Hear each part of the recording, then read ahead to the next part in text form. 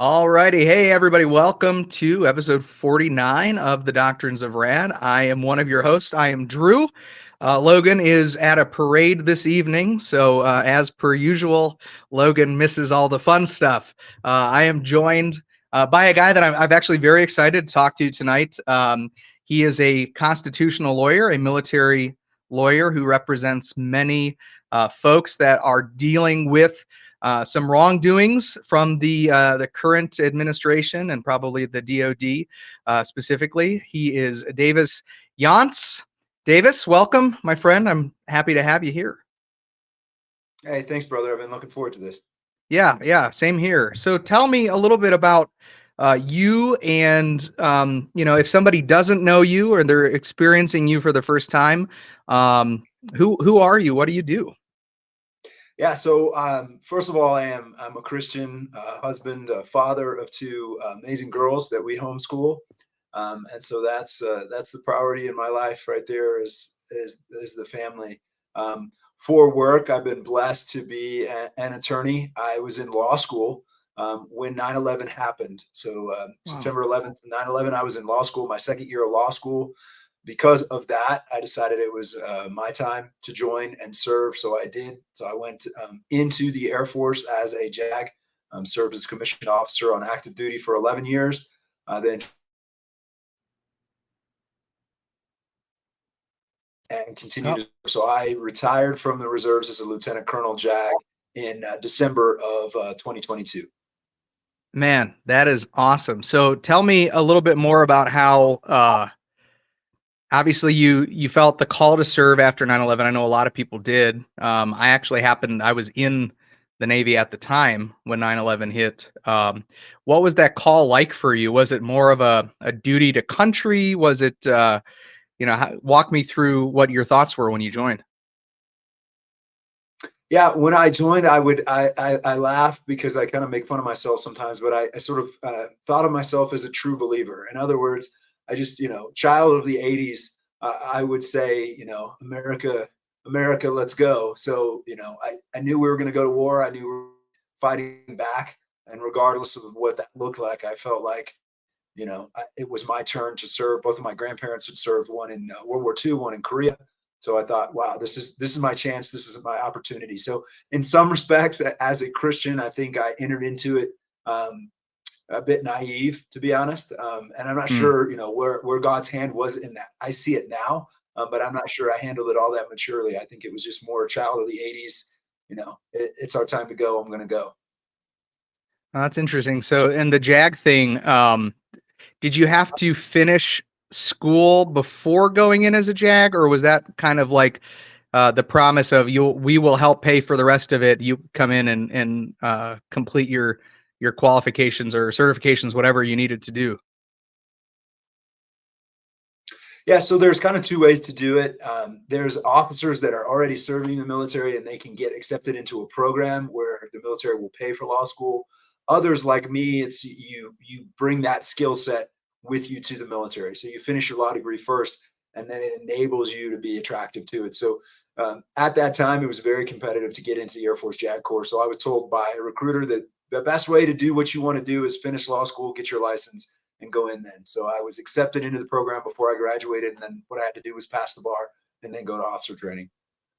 Oh, okay, cool. So while you were in, how many years total did you do? So I did 11 years active, and then a total of 9 in the Guard and Reserves. So I did 20. Now, how much when you're in the Guard as a JAG do are you involved very much, or is it more just kind of like when you do especially in the officer corps? 'Cause I was enlisted side, so it's a little bit different for us. What were your expectations in the Guard as a JAG officer? The Guard was actually very busy. One of the things that's happened with time over with the Guard is there's often domestic operations that need to be done. So, like, I was the senior JAG for an installation that had Reaper drones and also a cyber warfare unit. So they were actually doing Oh, operations 365 days a year, 24 hours a day, including combat operations where people were sitting, in Pennsylvania, flying drones over the Middle East, dropping bombs, and all of that. So because of that active mission, it was actually a lot more than just one weekend a month for me as wow. the senior. So it was a lot of work. Yeah, actually, it does sounds like it's less reserve and really just kind of almost like a part-time job doing that. So that's cool, man. Tell me about how you got involved really, like, because you could have easily, after being in the JAG Corps, could have just gone to do civilian stuff and really stayed away from the military side. Did you feel specifically called by the Lord to represent fellow servicemen, or did you fall into that? Was it kind of accidental, or was it on purpose? Well, that's a great question. So, I would begin by sharing this. When I was in undergrad, I went to Liberty University for undergrad, and during that time, I wasn't sure what God was calling me to do. As I was there, I was a pre-law major going into undergrad, and there was a time, particularly my sophomore year, I thought maybe God is calling me into full-time ministry. Oh, But there was a moment I just didn't have peace, right? I didn't have peace about what I was supposed to do. So I remember I planned on changing my major. I filled out the paperwork. I was going to go to the registrar's office, and it was kind of the last day to do it as I was a sophomore.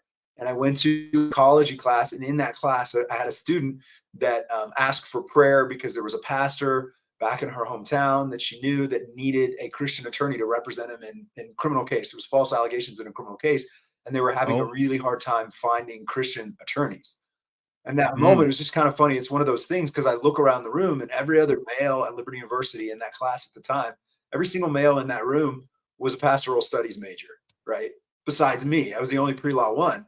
And in that moment, I just had this tremendous piece of like, no, keep going the law school route. God's going to use you in that. There's going to be something, there's a plan that God has. So fast forward, I went into the military. I was naive in some respects when I did it.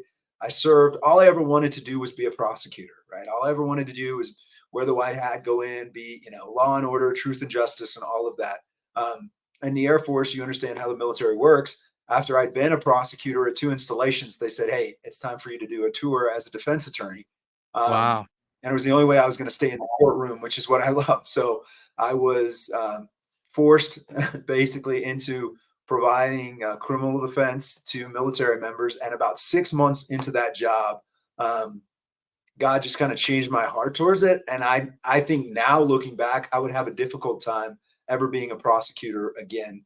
I have wow. found doing defense work so rewarding, and such an interesting opportunity to share the gospel and and help people through difficult times. And it's funny to me because it always goes back to that moment in that class in undergrad where it was like, well, what someone needed was a defense attorney. And yet, I was like, oh, I'm going to be a prosecutor. I'm going to, do all of those things. So really from that time forward, I went from being a defense attorney at the United States Air Force Academy. And then I became what the Air Force called a senior defense attorney. So I supervised and handled felony level cases for the Air Force in Texas. And from there, I went and I taught at the Air Force JAG School. That was my last job deployed. And then my last job was at the Air Force JAG School. And so when I got off of active duty, I worked for the Guard some, but I knew eventually what I was going to be doing was criminal defense work. And obviously, because of my experience and just everything I've done, my heart was for military members. Because as you know, military members are unique. So I get to be a criminal defense attorney where 99 out of 100 times my clients are not career offenders or repeat criminals, because that's not how it works in the military. So you don't have third time felons in the military. It gets handled the first time, if they're actually criminals. So I have amazing clients in that regard. So I thoroughly enjoy what I've been able to do. So I've been in private practice doing that since 2015.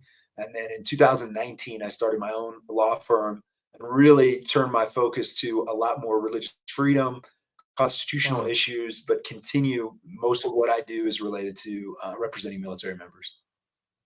man, that is such a it really seems like a high calling, man. I just in the world today and how everything, I mean, gosh, you didn't even know that COVID was going to hit in 2020 and all of the crazy mandates. Like that has to have kept you busy uh in regard to defending people that were wrongfully discharged. I know that that has been some of what you've done. Was there a ramp up of that with post COVID? Because you see, there was um, there was recently I read that some folks are getting letters to asking them, hey, will you come back? Right. We saw that you were discharged. Will you come back? Like, how does that work for, I mean, do you even see a lot of people doing that? I guess I'm asking like several questions here, but yeah, I Right. wouldn't do it. No, no, no, absolutely not. Right. And so, yeah, there's a few things out there. We'll kind of start at the end and go back through it. But yeah, what's happened over the last couple of weeks is the Army did it. And now the Air Force has done it where they have invited people that were kicked out over the COVID mandate to come back in and serve. And they're doing it. You'll appreciate this because you serve. They're doing it with a form letter. It doesn't even identify your name. It just says, to whom it may concern. Please consider returning and serving in the military. This is a great time for you to do it. There's no more COVID mandate. And then it Wow. says, yes, we recognize that your DD 214, that is your military separation paperwork, says that you committed misconduct. You were kicked out for committing misconduct. And a lot of these people got a general discharge. So not even an honorable discharge. So that's not fixed. But hey, come back in and serve some more. We won't do this again. We promise. Right. So, Right. so that's that piece. But just to unwind a couple other thoughts too. So I started my own law firm in 2019. So imagine the timing of this, right? So I Wow. start my Yeah. own law firm, go out on my own in December of 2019, right before COVID hits. And, so worst time ever to start a small business, I would suppose, especially where I travel all over the world, all over the United States. I'm in Colorado, um, today, representing a soldier at Fort Carson. And what was wild is God had a plan. He tremendously blessed it. I was able to do a lot of things administratively, help military members correct their records and do things I would not have done, wouldn't have felt like I had time to do if it wasn't for COVID. So it was just an amazing blessing and learning process for me. Well, fast forward into COVID. As COVID came out and as it looked like the military might end up imposing a mandate on service members, I was struggling myself with what I felt my convictions were from a faith perspective, and really struggling with what I was going to do about COVID. And listen, you get it. I served. That was going on 19 years. By the time the mandate came out, I was just shy of 19 years when the mandate was imposed. But I gotten the anthrax vaccine. I'd gotten other vaccines before I deployed. And again, maybe I was naive, but when this vaccine was coming in the ramp up, the first thing I realized that really convicted me is that this vaccine was tested and developed using aborted fetal cell tissue, right? And I started really thinking about that. And I felt like for me, there's no way I could honor God in going along with that once I knew that was the case. Because I felt for me, if I'm partaking in that vaccine, then in some way, perhaps I'm contributing to the demand for more fetal cell testing and all of that. So that was deeply troubling to me. And then the other piece of this just was the way our government was acting, the tyranny that they were trying to impose on military members, really, really, and the public, right, really bothered me as a JAG, as a constitutional attorney. So I became convicted that I was going to need to take a stand, even if that meant not even getting to a reserve retirement after 19 years of service. I was convinced that Wow. was what I was going to do. So for me personally, it was a hard time and it was a lonely time. So just imagine, you know, I was somewhat isolated because I was a reservist and I didn't have a lot of people around me that necessarily felt the way that I did. I had a Hmm. few friends, one other JAG, that felt like I did, that I knew well from my active duty time. So we would talk, but we felt isolated. Um, and then the mandate came out. And so the mandate came. This is mandatory. You have to do it. You have a very limited period of time to submit a religious accommodation request or a medical exemption. But that's what happened. So for me personally, where it changed dramatically for me, and where I saw God being able to use me, was I got a phone call. Okay. So the mandate comes down. A couple weeks later, I get a phone call at 11:45 at night. That was from a friend, a constitutional attorney named Bradley Pierce. He's head of End Abortion Texas. Great Yep. guy. Great He guy. also runs Heritage Defense, which is a program for homeschoolers to protect homeschool parents' rights. So I had met Bradley only a couple months before that summer at a homeschool conference. We homeschool our daughter. So I talked to him, and then I'd done a couple of cases with him in Pennsylvania protecting Christian homeschool families from CPS, Child Protective Services overreach. But anyway, Bradley called me at 11:45 at night, and he said, "Listen, there's a group of Navy SEALs on the East Coast that are being told, I think, they're being told if they don't get the vaccine tomorrow, they're all going to be court-martialed." And I didn't know who to call, so I Mm, wanted to call you. So I talked to him wow. for a few minutes, and he goes, "Look, hey, On Friday, Pastor Jeff Durbin from Apollo, Luke Pearson from Apologia Church, another pastor, and I are all going to be on the East Coast meeting with these SEAL teams and talking to these guys that don't know what to do. He's like, "Can you come?" And Mm. and God works these things out. I was already planning to be there at the location where they're at because my brother serves in the Wow. Navy as a fighter pilot, and I was going to Right see on. him before he deployed. So I was already planning to be there this timing. So that's what God had worked out. So all of us got together. We met with these Navy SEALs, and at the end of that meeting was we needed to buy time for these guys, and we needed to come up with legal solutions. We needed to come up with ways for people to understand, hey, there's a lot more military members than anyone knows, even I knew or understood, that are concerned about what's happening, not just about the vaccine, but also just the tyranny, the government overreach that was happening. So out of that, that was a Friday. By Monday evening, I had the opportunity to be on the Tucker Carlson show and be Pastor Jeff Durbin, and I became the spokespeople for these Navy SEALs because they couldn't speak out for themselves. They were being threatened Yeah. with mutiny and other things. And so that's kind of how my public involvement happened as far as the vaccine mandates go. And so since that time, I've had tremendous opportunities to be able to be involved and advocate for military members. And it really has opened up a lot of religious freedom and other issues that have been really, really rewarding to be a part of. Man, that's a wild ride, man. I mean, It was. I mean, it was not, that's how God works, right? It was not anything I thought I was prepared for, not anything I thought, God would call me to do. Even just the idea of like being on, Tucker Carlson show. So they picked me up at my house and they took me yeah. to a TV studio. The weirdest part was like, you don't even know when you go on something like that, you don't even know what it's going to be like. I had no idea, no exposure. So they had someone doing Yeah. makeup for me, doing all these things. And then what I didn't realize is I'm sitting there in front of a camera, but I can't see him. Oh, wow. I don't see him at all. I just hear him talking in the microphone or the headset I was wearing, the earbud I was wearing. I just hear him talking. So I'm talking. I can't see him at all. I can't see his facial reactions or anything else. It was wild. So when it was done, I had no idea what I'd said. I was just like, I asked my wife, I'm like, did I sound like an idiot? I have no recollection of what I said. So Man, and I've seen you on I saw you did a couple things on OAN recently. That's I mean, boy, I tell you, as a hopeful Christian nationalist in my own right, um, seeing seeing these fruit coming to or these I'd say coming into fruition with brothers and sisters that are actually standing up to say, hey, you know, God is our king. We're going to serve him first. We're going to put him first. And we're going to do that, in the legal system as well. Uh, I mean, man, we're everywhere. I mean, it's what a blessing to be like Christians are. I think we're hitting a point, and I've said this many times before. We're just kind of, I think we hit our tipping point. I think a lot of Christians kind of got to where we're like, I've had enough.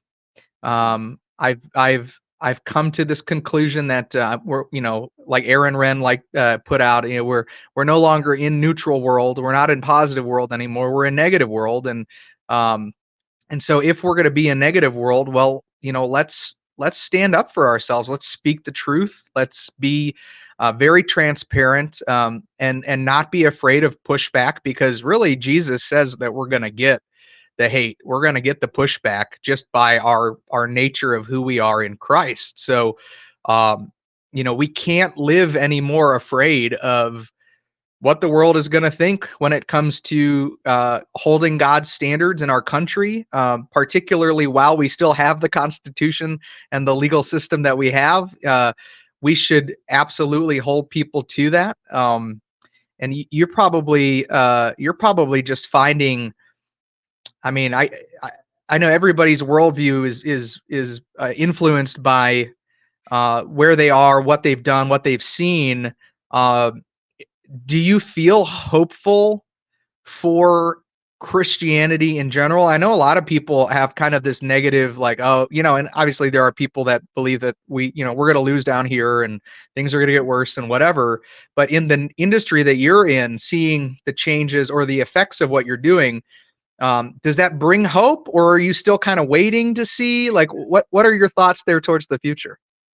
Yeah, there's so much I could talk on that. So, I grew up in conservative, independent, fundamentalist Baptist churches primarily, Wow. right? So I sort of Okay. grew up dispensational, went to Liberty University, and all of that. And it was only over time that I became more and more reformed. And now, I'm a a theonomist, a post-mill theonomist. I'm an abolitionist. I'm all of those things, and love the conversation we're having about Christian nationalism and what that means and how we define it. I Yes. think it's super helpful.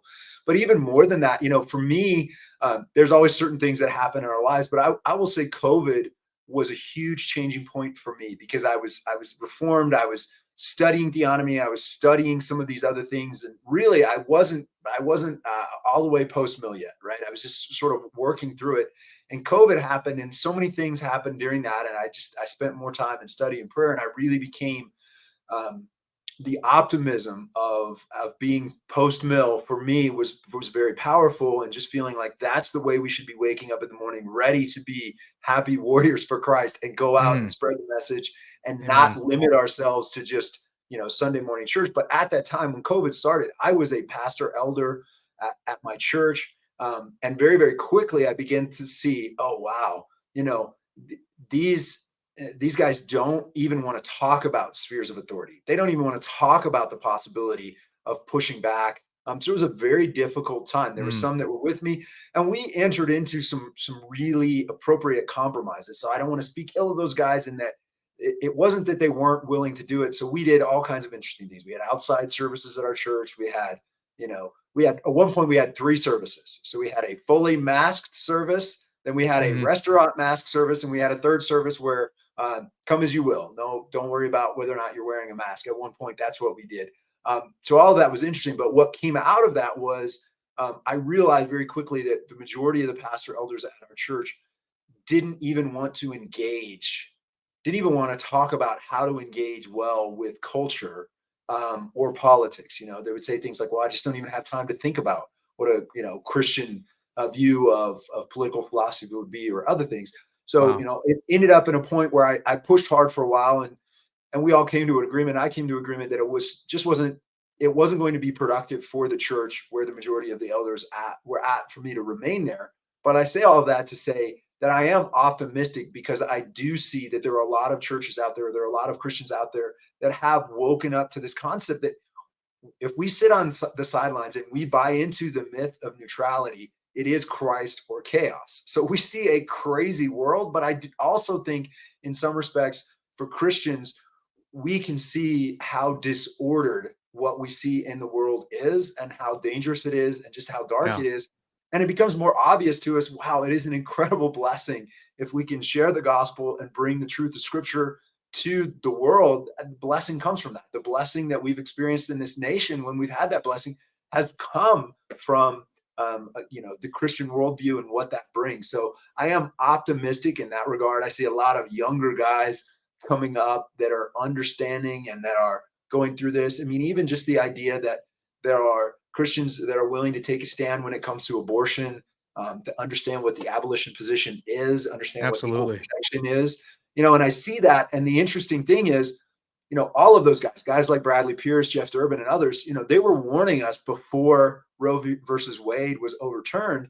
Look, we're not even fighting the right battle, right? We need to be talking about life, the preservation of life, and that God, life begins at conception. Fertilization, life begins at fertilization, even, right? Let's use terms precisely. Praise And God. what's happened since Roe is all the excuses that were made about why we couldn't do abolition bills and other things. They were right? That's gone away. We're not even talking about the right thing. So I just see a lot of things happening that I'm optimistic about. It absolutely concerns me when we look at some in the legal system that are just willing to ignore the Constitution.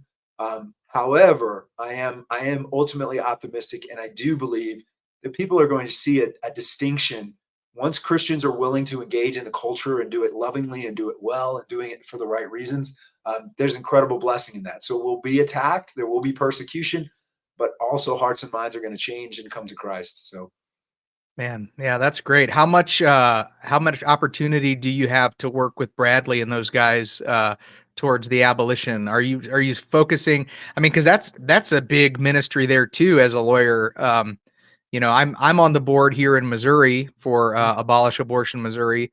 I'm also run their social media program, and I've done mill ministry here. I'm really looking forward to jumping in as this next legislative session opens up to get involved. And I know we have some bills that we're going to be putting forward. Are you getting a chance to do any of that? Or, I mean, obviously that's kind of a separate side piece, but are you going to jump in on any of that stuff? I am. We have had so in abortion now. Jeff Durbin, Bradley, they came and did a big rally because we had a couple of years ago. We did have an abolition bill in Pennsylvania. Unfortunately, the representative that was sponsoring it has since backed out. Mm, There was tremendous pressure. So I've had conversations with some legislators about it. And if we can get another bill in, if they can find someone who's willing to do it, then I'll do whatever I can. I mean, fortunately, we live about 10 minutes from the capital of Harrisburg. So it's easy oh, for me to nice. do that. I haven't been intimately involved yet, but it's been hard to get traction in Pennsylvania. So I hope to. That's something I hope to do. The biggest project that we have, in addition to our law firm, is we're working on a nonprofit called Stand with Warriors. So it came out of COVID. It was started by Jeff Durbin and the guys at Apologia, but that's sort of been rebirthed out of what came out of COVID. So we now have a couple of Navy SEALs that are part of the board for Stand with Warriors. The vision for that is we're looking at something we call Operation 11, which will be small group evangelism and discipleship. And we're going to start with Navy SEALs. So we're going to use former Navy SEALs to get inroads into the community. And those guys are going to Nice. do, evangelism and small group discipleship there. And our long-term vision with Stand with Warriors is not just a nonprofit that helps raise money so that military members that are taking a stand for religious freedom and against everything that's happening with the woke agenda in the military. We want to take it a step further. We want to be in a place where we can actually have a membership-based organization, a lot like what Bradley does with Heritage Defense. We want to develop that for military members. So the goal would be in the future, we'll have military leaders that are members of our organization, and we'll do monthly training with them, discipleship and legal guidance. And the whole idea is rather than being on the defense like we were with COVID, where we're having to react very, very quickly, we'll already be on the offense, and we'll be able to have these members that are ready to take a stand. They'll know how to do it well so that they can honor God, but also be in the best legal position to Yeah. win in court later as we go through this. So even though we don't have a membership based program up and running yet, we already have clients. So we have their government departments that already have implemented pronoun tyranny policies, Oh, right? right. So Yeah, sure. there are elements of the federal government that have already implemented a policy that says if you refer to someone by the wrong pronoun, whatever they identify as that day, and they even say things like gender is fluid, but whatever they identify as that day, if you refer to them the wrong thing, you are discriminating against them, you're violating their rights, and you will be subject to punishment under equal opportunity employment programs and things like that. So we already Wow. have clients that are going through the process of pushing back on that and saying, hey, we have a religious objection to this. And it's funny, we think it would be obvious, hey, the world gets this, they understand this. They don't. So we have a lot of issues like that going on. We have clients that we're working with in other areas. For example, and I can't get into too many of the specifics, but just say hypothetically, you're a pharmacist, right?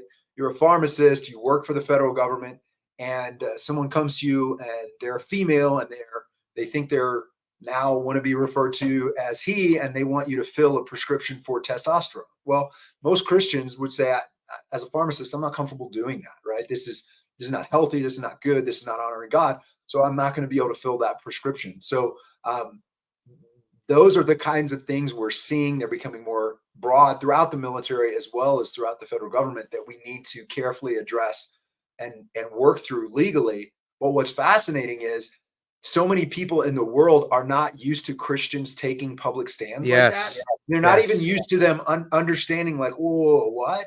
So even with the COVID vaccine, I had people say to me that were not Christians, well, you have 19 and a half years of service. You're really going to give up reserve retirement over not getting a shot?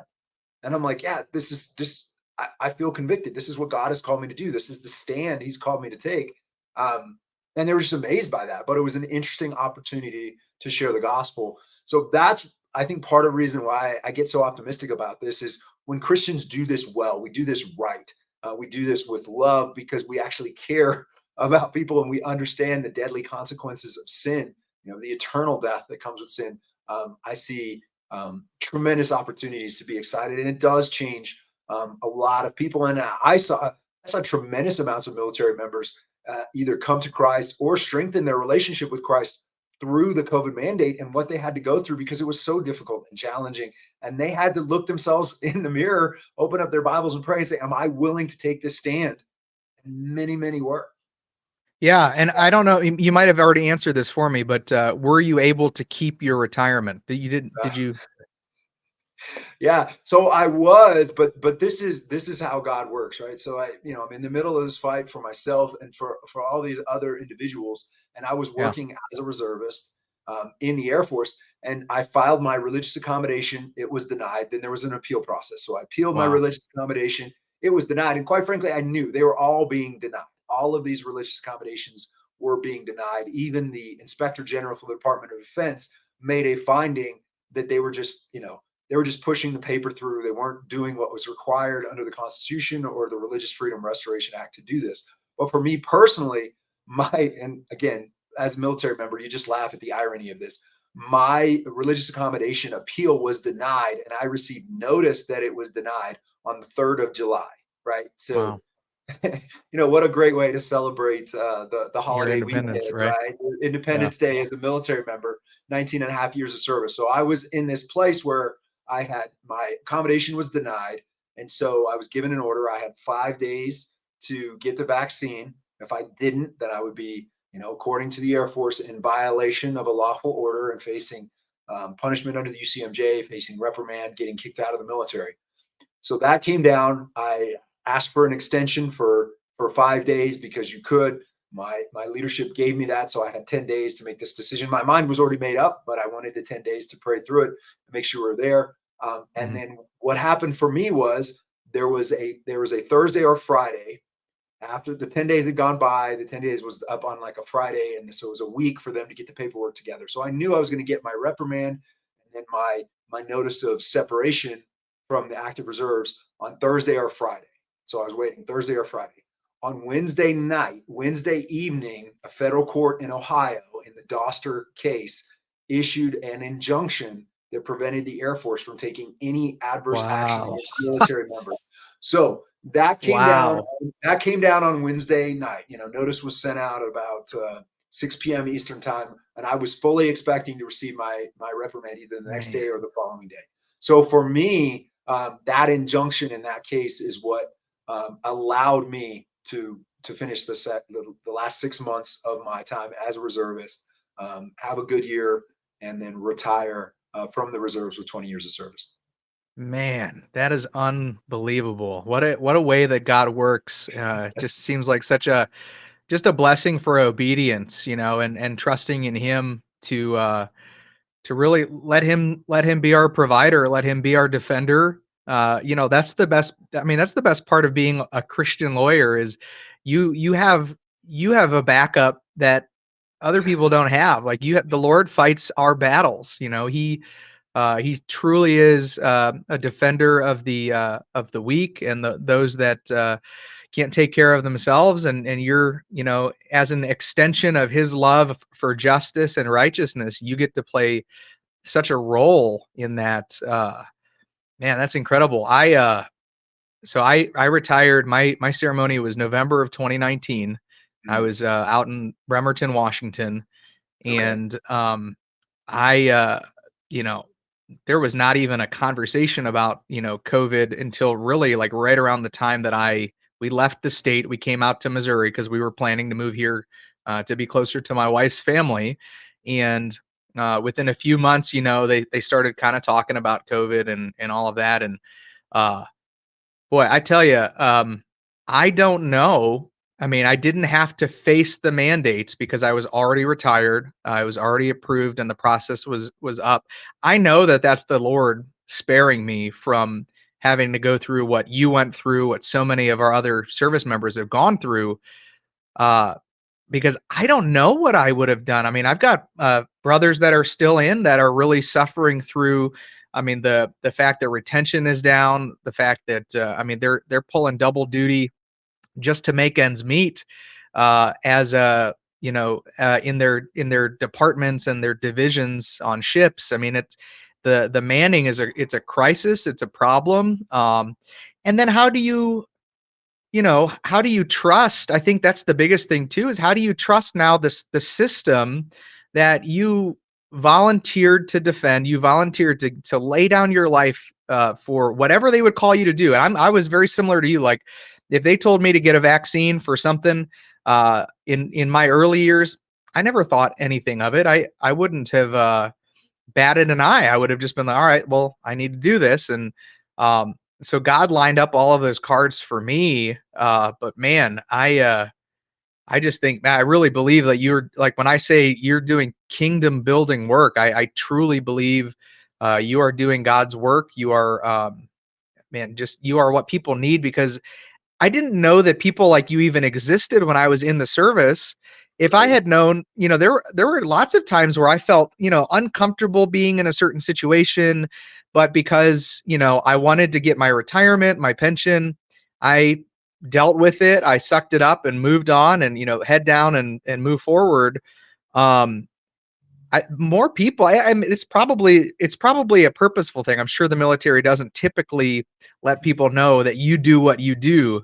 Um, how have been I know in the special forces there are actually a surprising number of believers that are in the special operations units in the military. What's your experience there with representing? Can obviously not without giving details, but can you share some of your successful cases with us? What have you been doing lately? What are some more like really cool moments that you've had when it comes to representing some of these guys and girls? Yeah, I mean, there's a lot to talk about. I've been blessed to do this for a long time. There's a couple of things I will say that will stand out. What's interesting for me, and I know you experienced this getting out in 2019. You experienced some of this, but one of the things that I saw even before COVID hit was just weird issues started coming up within the military about how we're going to handle certain things. And then you had January 6th, right? So you already have, but January 6th happened, and everything we did in the military took a backdoor to extremism, anti-extremism down days, and all of this Yeah. diversity, equity, and inclusion stuff started coming in. So I just share that to say, like, that was eye-opening to me, even as we're going into COVID, because people don't even want to believe the stories that I can tell you, but specifically with the anti-extremism training, there's two things that stand out. One was I myself was in uniform serving as a reservist at an Air Force base. I had to do this mandatory training. And you're being told things in this training as a military member, like you might be an extremist, right? It's not a redneck joke. It's like you might be an extremist if you believe in an ideology so firmly that you would risk your life for that ideology. Now, Like now being in the military? like literally, I'm looking around the room at these other military officers and these other people, and I'm going, so we're the extremists, the ones that were serious about our oath, the ones that are willing to deploy, that are willing, if we're called to do that, to do what it takes to fulfill that oath. You're calling us extremists, and I'm just, I'm holding my head in my hands, going, what are we doing here? Like, what does this even mean? What's happening? And then take it a step forward, and then we have training being done in the military right now, and I've had whistleblowers provide me this information. I've had training being done where the Air Force is presenting training about sexual assault in the military and saying, okay, here are risk factors. Here are risk factors for someone. Here's how to identify a predator, right? But here are the risk factors you should look for someone who is most likely to commit sexual assault in the military. You ready? Yes. Number one, someone who holds traditional values about marriage and human sexuality. That's I'm not wild, kidding. dude. I'm not kidding, right? So I say all that to say, how could it not be rewarding to be able to have an opportunity Wow. to practice law in that environment because so many people are waking up. So, one story I can share details on is during COVID, during that mandate, there were two primary issues military members were dealing with. The first was whether or not the military actually had available to it an FDA approved vaccine. Okay. So this was a big issue. A lot of people didn't understand it. I didn't understand it at first, to be honest. But what happened was there was an emergency use authorization that was issued for Moderna, Pfizer, Johnson and Johnson, right? And so we Mhm. all understood that. What was not produced and made available to military members while the mandate was in place was the actual FDA approved formula. So everybody came out and said, hey, the FDA approved the COVID vaccine. No, they approved a specific formula that was not manufactured. It wasn't produced in the United States. Wow. The violation of federal law. Congress passed a law in the 90s. It makes it a violation to mandate a military member to take an experimental or emergency use medical product of any type. You can't do that. Congress was said, hey, you Wow. need to stop experimenting on military members. So there was this unanswered, unresolved question of whether or not it was even a lawful order, regardless of whether or not you filed a religious accommodation or medical exemption or anything else. So one of the things I had the opportunity to do was represent a Navy lieutenant. Billy Mosley was his name. He's one of the first officers in the Navy to go to an administrative separation board where they're planning on kicking him out of the military with an other than honorable conditions discharge for violating an order. He refused an Mm. order to get the vaccine. They're saying he violated an order. He didn't file a religious accommodation. He said, Davis, I want to challenge this on the basis it's an unlawful order. So we went into a board in San Diego, Navy board. We had a Navy captain, two O5s, two commanders sitting there. We presented them everything. We demonstrated everything about why we believe there was not an FDA approved product. And the captain, this Navy captain, stepped forward in this board and he looked at the government prosecutor and he's like, okay, prove to me there's an FDA approved vaccine available. Show me where that is. And they couldn't. Wow. And so they found that he didn't violate a lawful order by refusing to get the vaccine, and they retained him, and he's still serving Wow. in the United States Navy. So, especially during COVID, that's one of the most rewarding cases that I've ever had an opportunity to be a part of. And there's certainly been others, but that's one that was just amazing. So that as I move forward, there's a lot of things that happen in the military, unfortunately, that the American public never gets to see and doesn't really understand. And again, I'm sure you experienced some of this, but the military has become very political, and even in my just 20 years of service, I can see just this huge shift. Um, Yes. whether it was during the Trump administration, General Milley and others, it just became, all politics just became a huge part of this. And people are starting to see, wow, some of these general officers, some of these flag officers are in that position because they're good politicians, not because of their combat experience, not because they've demonstrated an ability to lead well, but because they're good politicians. Not all, but there's a lot of problems there. And so what you see then is you see the military commanders at a lot of levels and others are taking cases to trial. They're charging people. They're taking cases to court martial that should never be there, but Yeah. because of political pressure or other things, not the evidence, not the law, not the facts of the case, but because of political pressure, they're going forward. So military members, unfortunately, are having to fight. The blessing in that, from my perspective, is military court martial panels, military jurors, even this board at Fort Carson here today.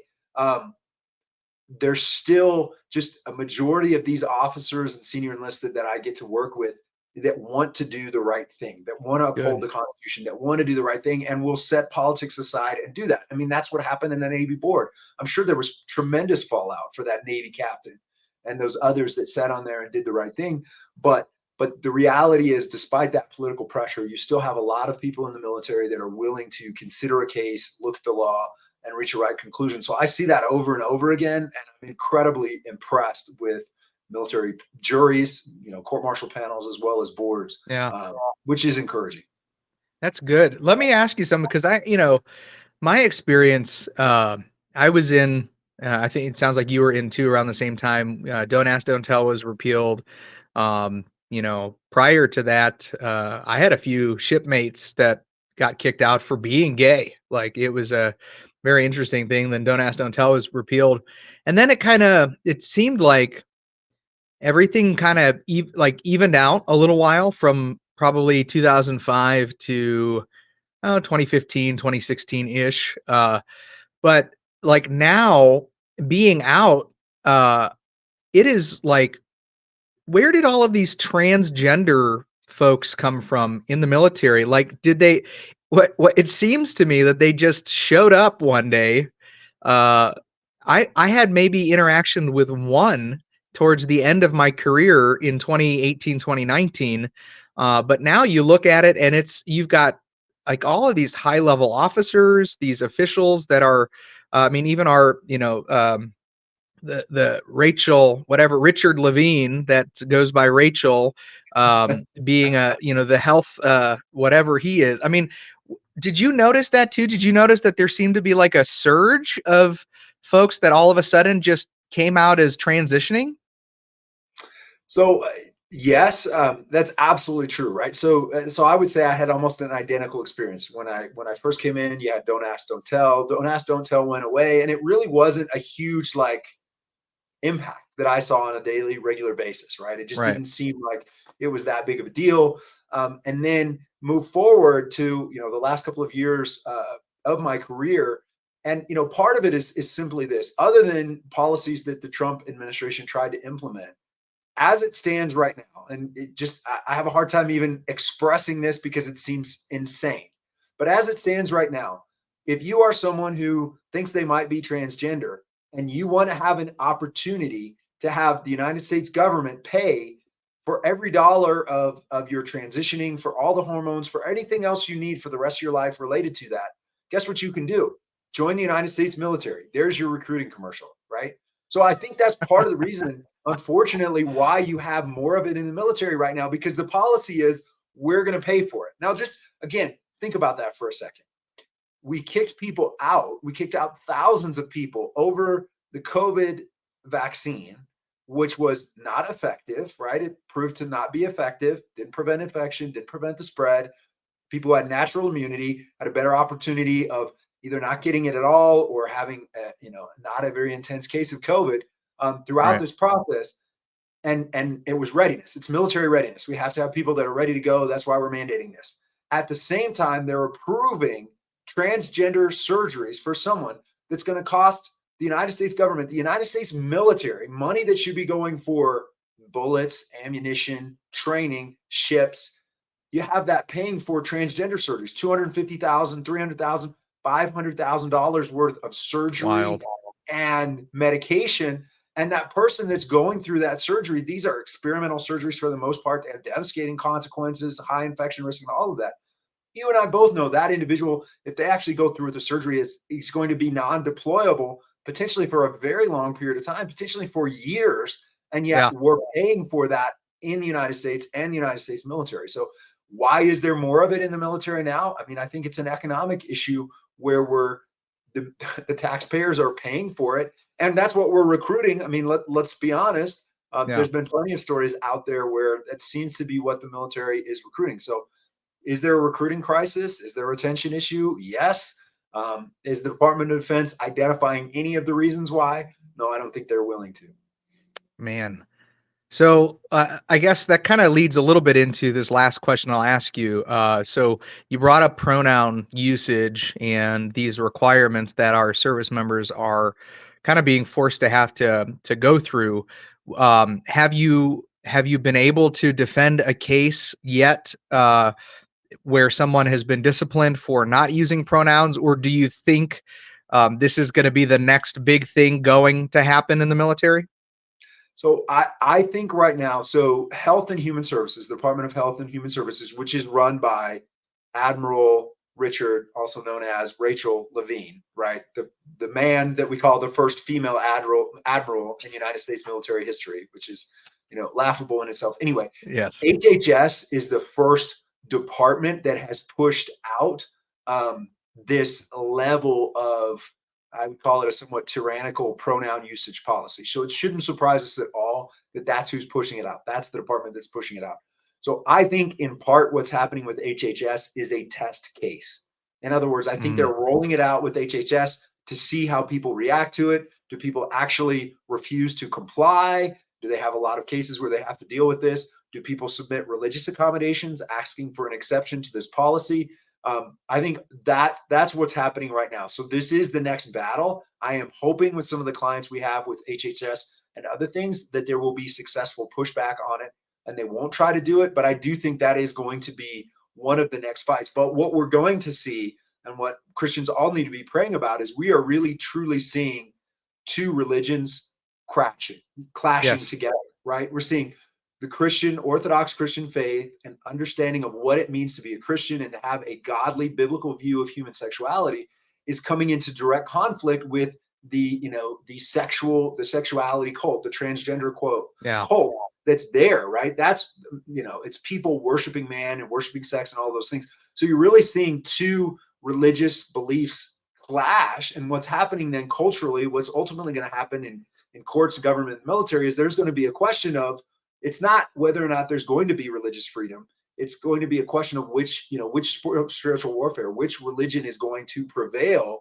And really, then as a society, where are we going to go? Are we going to fall into pagan ritual worship, child sacrifice through abortion, worshiping the human body through transgenderism and all these things? Are we going to turn to Christ? So that's really where we're at as Yeah, it far as really we look is. at these issues. And that's what we're battling in society as well. Yeah, I can't even fathom like getting a religious accommodation towards pronoun usage. I mean, what a way. I mean, it's not even it's not even logical. Like on a practical level, you're telling me like some people will have to use pronouns, but then like some people won't have to because they're religiously accommodated. Like how confusing on a daily basis that would be for everyone involved in that. Like it you talk about readiness. These are things that we should not be even breaching in our military. These are things that they should they're distractions. They are going to weaken our ability to defend our nation. Um, the plus side of that is I know so many people that whether they're in the military or not, if it were a matter of having to defend our land, it doesn't matter if they're going to be in the active duty or not. We have lots of great essentially patriotic men and women in this country that uh, even when our military falls, I just have a lot of confidence in those who love this land and love the religious freedom that they have, and really honor God, and ultimately, I think you probably would agree with me. I think we are under judgment. I think we have let uh, we have let darkness become very prevalent in our culture, and we haven't stood up against it. And we've had some very easy generations and years where we haven't had to fight or stand up for the truth. And now it's crept in, and we're under judgment. The Lord is, I think, using this to get our attention. To even if he doesn't do it this way and our nation as we know it ends up falling, the Lord is still actively doing something. And we can all have confidence as a believer that even if the military and the government, goes that way, the Lord is going to preserve his people. So, um, and I think that's where you are. You're fighting that battle in a way that is kind of the front lines. I think it's like a pre-war that you're fighting on the legal front. Um, Right. and hopefully it turns around, man. I mean, honestly, it would be great. I hate to say that you getting out, having less work to do towards the military would be. I mean, that probably would end up being a good thing. It would mean that we're doing the right thing. Yeah, absolutely. That'd be a blessing, and we could turn to other fights like abolition. Absolutely. Amen. Yeah, brother. I tell you, that's as I'm getting my feet wet here with the abolition movement, that we have a real need for it. But there are more and more people, as you've said before, are waking up. I think more and more people are waking up towards pro-life doesn't work. The pro-life position, if anything, is opposed to the abolition position, and as a whole, at least in the bureaucracy of it. I know there's a lot of pro-lifers that would really want to see abortion done away with, but um, yeah, bro, I think God is good, and He's always going to do right, no matter the circumstances around us. He's not waking up to find out that this is going on. He's well aware. So I'll give you the floor for the last couple minutes. If there's anything that you want to talk about, if you want to put your info out there for people to be able to reach you, if somebody from the military sees this and is like, "Hey, I'm having a problem," do you have a website or a way for people to reach you? Yeah, great. I appreciate that. It's a lot of fun to be on here. Great to talk to you. Thank you for your service and everything you're doing. Thanks, bro. That's awesome. So yeah, we have a website. My website is just Younts, my last name, Younts law, younts.law.com. I am fairly active on Twitter at Davis Younts on Twitter. The other thing I would like to just draw people's attention to is there's a new news media outlet called the Republic Sentinel. The Oh Republic yeah, Sentinel, it's Ben Zeisloft and those guys. They put together a documentary called SEALs Beat Biden. So SEALs, as in Navy SEALs, beat Biden. It's available for free. The first episode is going to be a 3-part documentary. The first episode is available for free at sealsbeatbiden.com. Just put in your email, you can do it. That's a project I worked on with them. It tells the story in particular of one Navy SEAL, an Air Force female pilot, a Coast Guard admiral, but it's a great way to kind of learn a little bit more about the story. It's a great product that they put out. So I'd encourage anybody to go see that. Again, it's available for free. They just want to try to tell that story, but sealsbeatbiden.com, and follow me on Twitter, on Instagram. It's the same handle, and just pray for myself, my family. amen. This summer we brought on another attorney who left active duty Army because of all these concerns as a senior prosecutor. He started working with me as well now. So anything we can do to help folks, we're looking to do that. And Stand With Warriors is standwithwarriors.com. Be praying for that ministry as we move forward with that as well. All right, awesome. Yeah, I need to watch that Seals beat Biden. That's something I need to put on my list of things to do. Well, appreciate it, brother. You guys, thanks for joining us to watch. And if you need to reach out, reach out. And Davis is absolutely active on Twitter. That's actually how I was able to get in hold of him and bring him onto the show. So please do that. And if anything, pray for what Davis is doing, because it is a ministry. It it's a ministry. We are actively in a ministry at all times in our lives as we serve the Lord. And we thank you, brother. Stick around for just a couple seconds. I'll end this recording, and we can chat afterwards. That'll do it for episode 49 of the Doctrines of Rad, guys. I'm Drew, and for Logan, who's not here, but he'll be back soon. Have a good night.